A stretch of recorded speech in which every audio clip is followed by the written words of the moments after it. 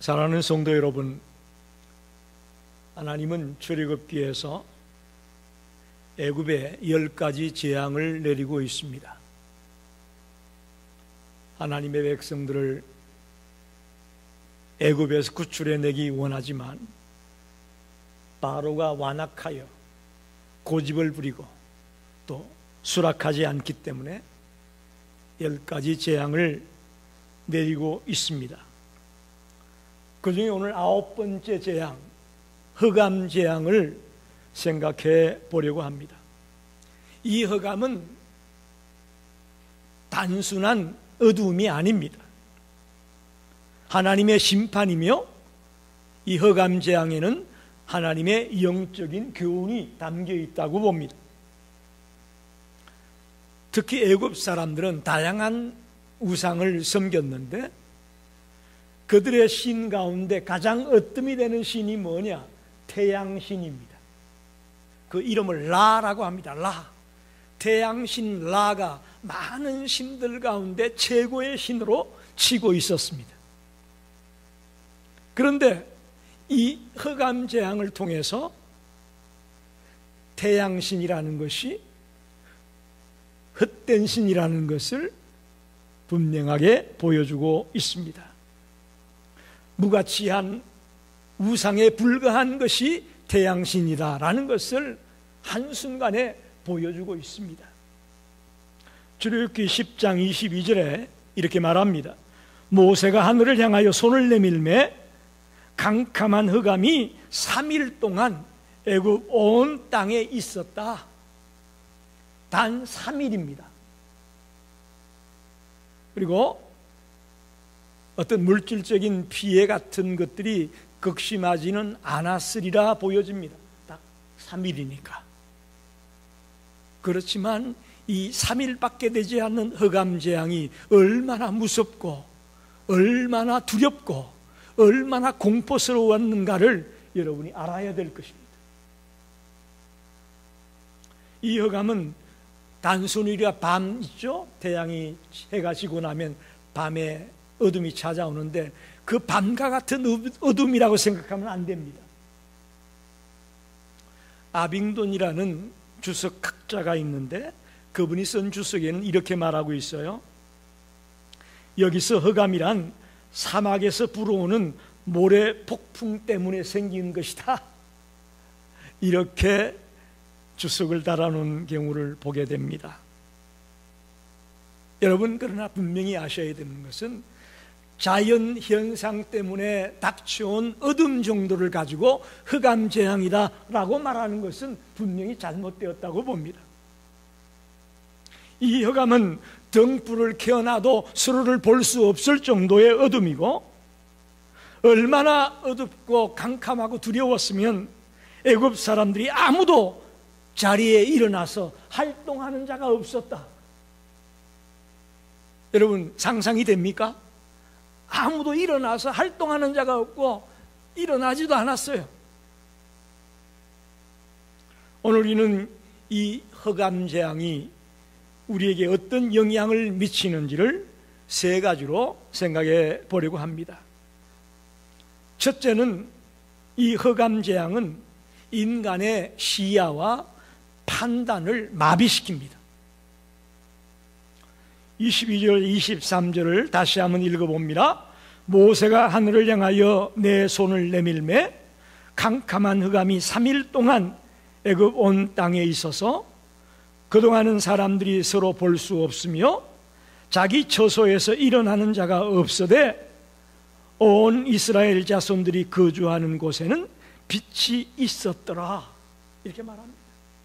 특별히 23절 상반절에 보면 사람들이 서로 볼 수 없었다.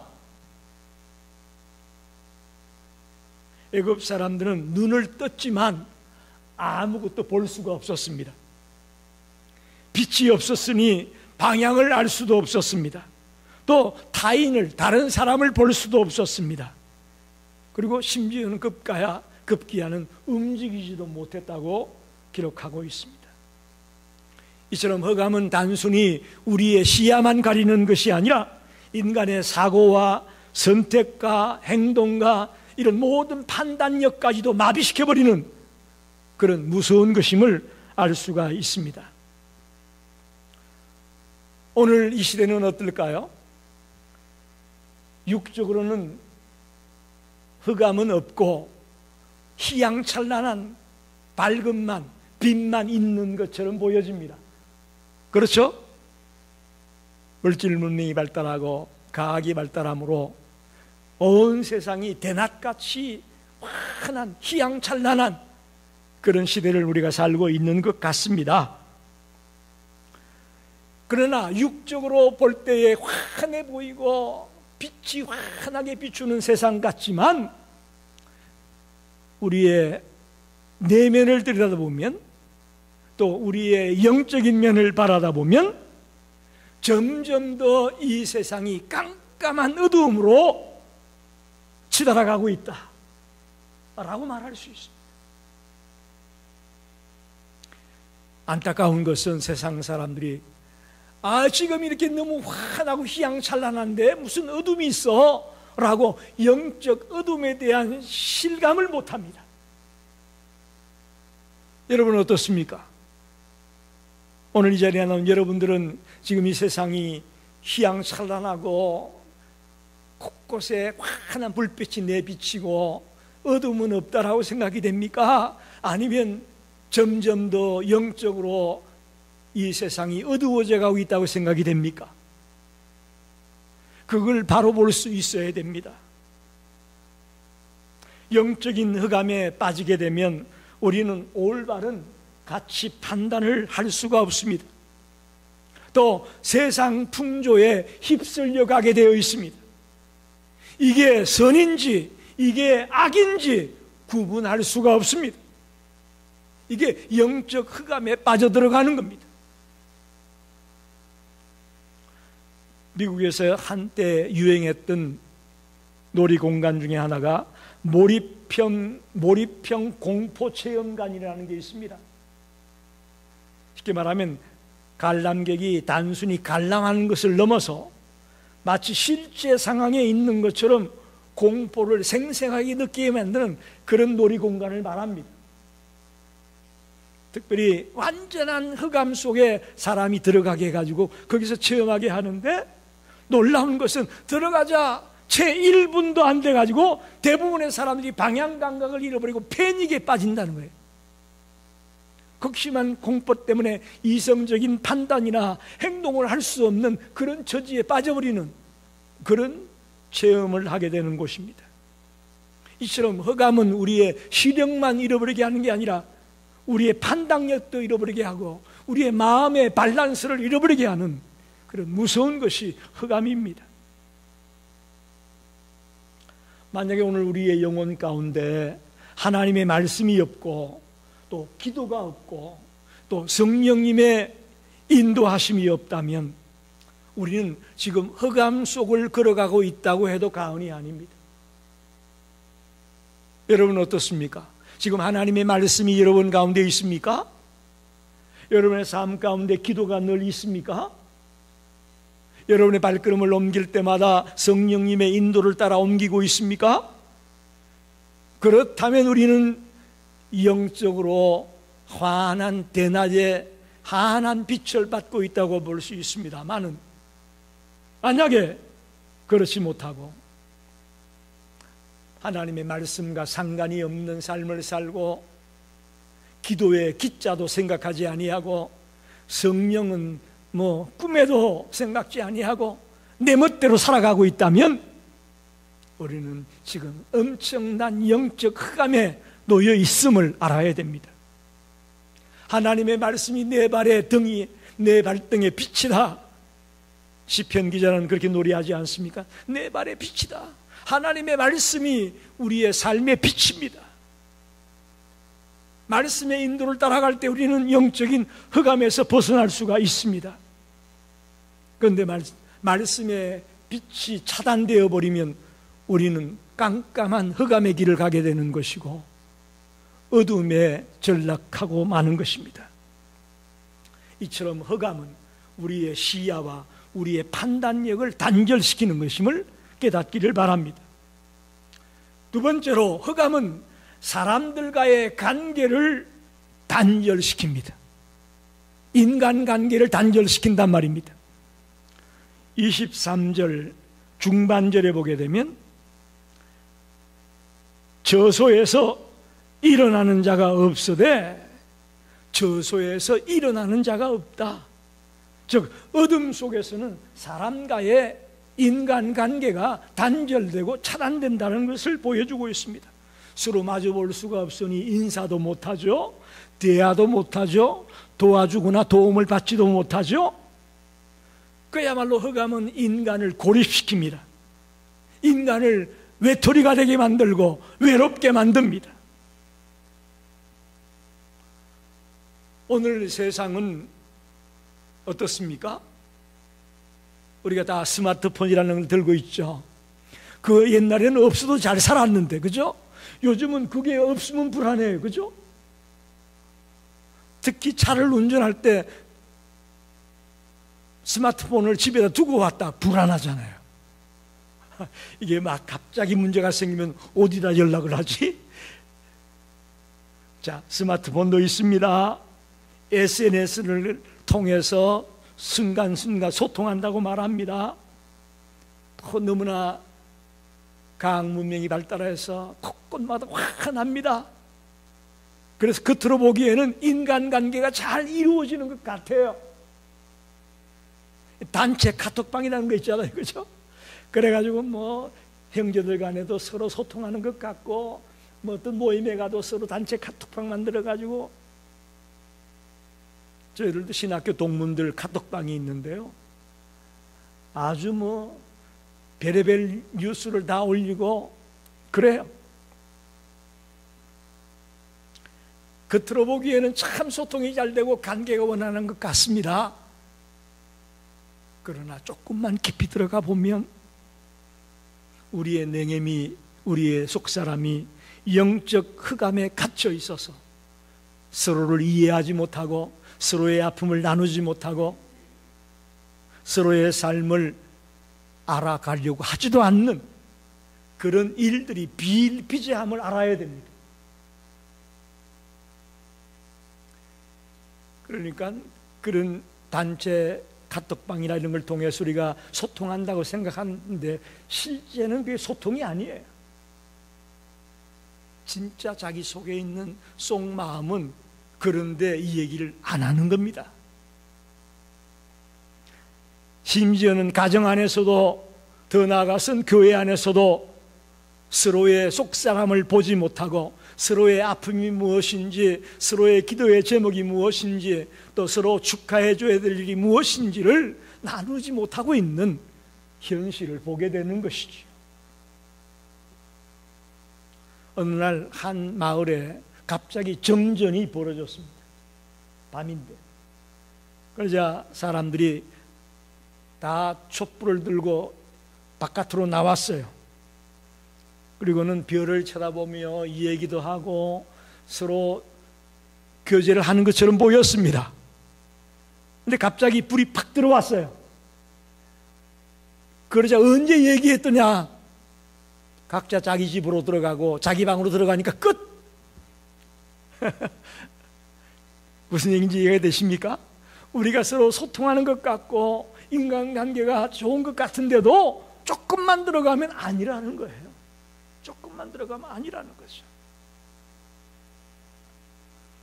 특별히 영적인 흑암은 자칫하면 나 혼자만의 믿음에 갇히게 만듭니다. 나 스스로 나 혼자 믿음이 좋다라고 착각하게 만듭니다. 여러분, 신앙생활, 이 교회가 왜 중요하냐? 과거에 무교회주의자가 있었죠. 교회 필요 없다, 예수만 믿으면 되지, 어디서든지 나 혼자 믿으면 된다. 그러나 성경은 무교회주의를 반대합니다. 초대교회 교회가 있었지 않습니까? 왜? 신앙생활은 한 공동체입니다. 믿음의 공동체. 할렐루야.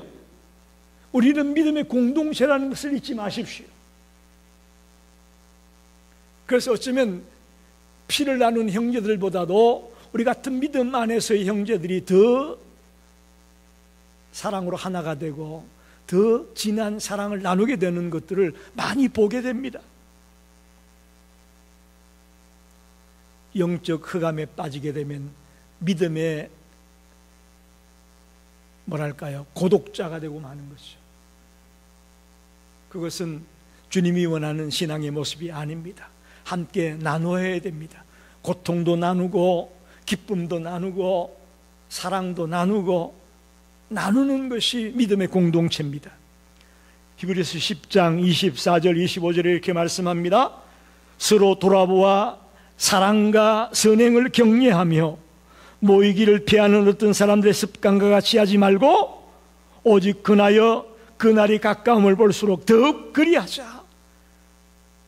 서로 돌아보아 사랑과 선행으로 격려하고 모이기에 열심을 다하라고 말씀하잖아요. 영적인 흑암에 빠지게 되면 사람과의 관계가 단절됩니다. 그러니 저와 여러분이 영적으로 환한 대낮 같은 밝음을 유지할 수 있기를 바랍니다. 그래서 사람들과의 관계도 회복되어지고 더 나아가면 주님과의 관계도 더 회복되는 자리에 들어가게 될 것입니다. 그래서 서로 돌아보고 사랑과 선행으로 격려하라. 모이기에 열심을 다하라. 그렇습니다. 모여서 같이 예배드리고 찬양하고 기도하고 말씀을 듣고 예배 끝난 뒤 교제하고 그러면서 우리가 믿음의 공동체가 되어지고 아름다운 인간관계도 이루어지는 것이요. 마지막 세 번째는 흑암은 하나님과의 관계를 끊어지게 합니다. 하나님과의 관계를 끊어지게 한다. 23절 하반절에 보니까 이스라엘 자손들이 거주하는 곳에는 빛이 있었더라. 이게 무슨 말일까요? 애굽 전역은 깜깜한 어둠이 뒤덮었는데 이스라엘 백성들이 살고 있던 고센 땅에는 빛이 있었다. 빛이 있었다. 이 빛은 단순한 햇빛이 아닙니다. 하나님의 임재와 하나님의 보호와 하나님의 함께함을 상징하는 겁니다. 할렐루야. 애굽은 하나님을 거절했기 때문에 흑암이 뒤덮고 있었고 하나님의 백성인 이스라엘 백성들에게는 하나님의 말씀 안에 거하려고 했기에 빛 가운데 거했다. 이렇게 볼 수가 있습니다. 흑암은 하나님과의 관계가 단절된 것을 말합니다. 하나님과 분리된 상태, 빛 대신 어둠을 택한 인생의 결과가 흑암입니다. 이사야 59장 2절 말씀, 유명한 말씀입니다.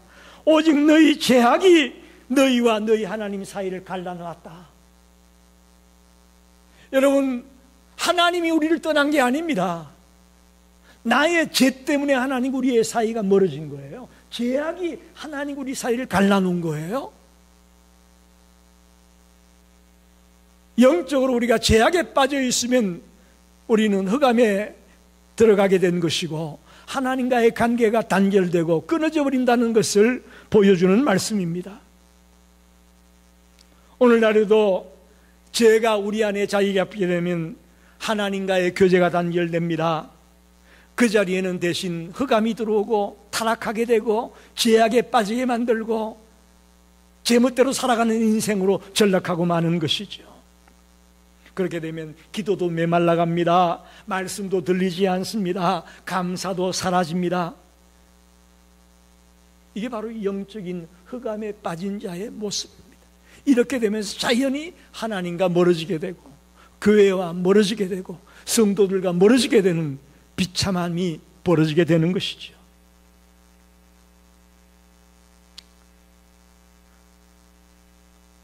어떤 아이가 어머니의 손을 붙잡고 가다가 갑자기 정전이 되어지면서 온 도시가 깜깜해졌습니다. 그때 아이가 엄마 무서워, 어떡하면 좋아? 소리를 질렀어요. 그때 엄마가 아이의 손을 꼭 쥐고 하는 말이 엄마가 있잖아, 걱정하지 마. 그 말을 듣고 아이는 마음의 안정을 찾았습니다. 할렐루야. 무슨 말입니까?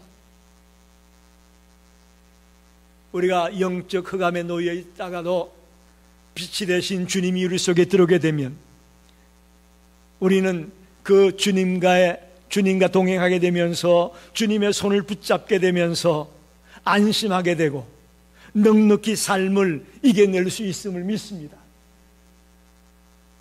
주님이 우리 가운데 있을 때에 우리는 영적인 흑암에서 벗어나게 되고 안심하고 우리의 여정을, 우리의 인생을 살아갈 수 있음을 믿습니다.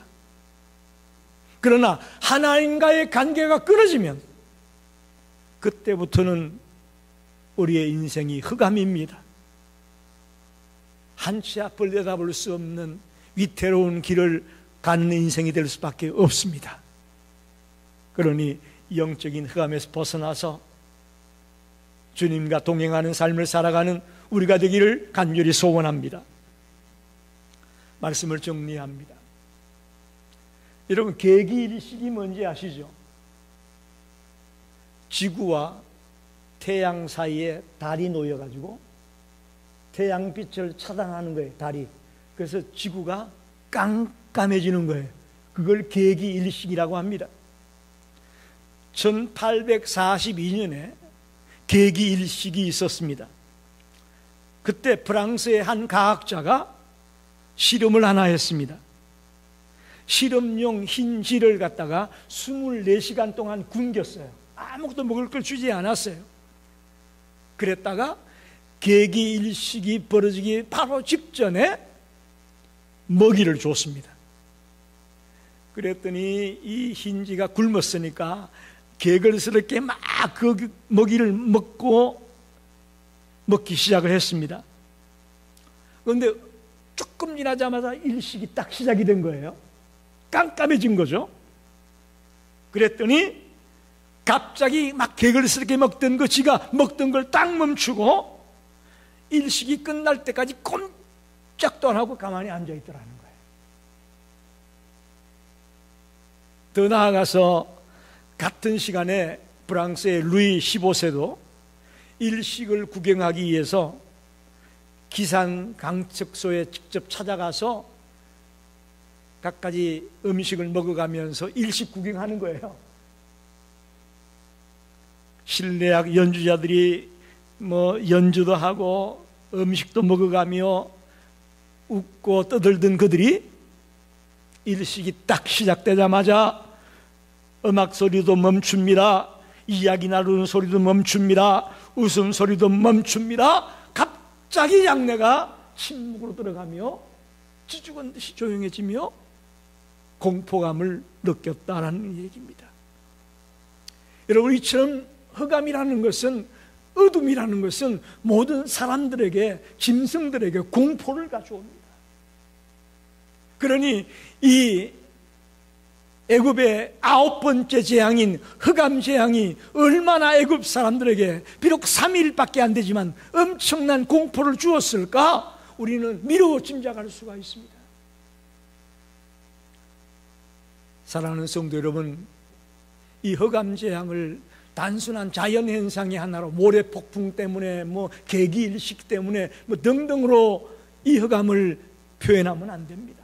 이건 하나님의 기적에 의한, 그야말로 하나님의 역사에 의한 흑암이었음을 알아야 됩니다. 그것은 바로의 완고함과 불순종의 결과로 인해서 그 땅에 닥친 재앙인 것입니다. 이 흑암 재앙은 우리에게 세 가지를 가져온다고 말씀드립니다. 시야와 판단력을 마비시킵니다. 사람과의 관계를 끊어지게 만듭니다. 또 하나님과의 관계도 단절되어지게 만듭니다. 이 흑암이 이렇게 무섭습니다. 요한복음 8장 12절에 예수님이 나는 세상의 빛이라, 할렐루야, 나는 세상의 빛이다. 예수님 스스로를 빛이라고 말씀하십니다. 우리는 빛이 아니에요. 우리는 반사체라고 아시죠? 달도 사실은 반사체거든요. 태양 빛을 받아가지고 반사하는 거거든요. 우리도 빛이 아니에요. 그러나 우리는 빛을 발할 수 있습니다. 어떻게? 예수님의 빛을 받아가지고 반사하는 거예요. 할렐루야. 그게 크리스찬이에요. 그래서 크리스찬은 이 땅에서 빛과 소금의 삶을 살아가라고 말씀하지 않습니까? 빛이신 주님의 그 빛을 받아가지고 내 가정에 돌아가서 내가 일하는 직장 동료들 가운데서 내가 만나는 사람들 속에서 우리는 빛을 발하며 살아가는 것이죠. 이 세상이 아무리 깜깜하고 어두운 흑암 가운데 놓여 있는 세상일지라도 우리 성도들이 빛이 되어 그곳에 나타난다면 그 어둠을 환하게 밝힐 수 있는 성도가 되기를 간절히 축원합니다. 그래서 기도와 말씀을 가지고 매일매일 빛 가운데 살아가려고 몸부림을 치는 저와 여러분이 되기를 간절히 축원합니다.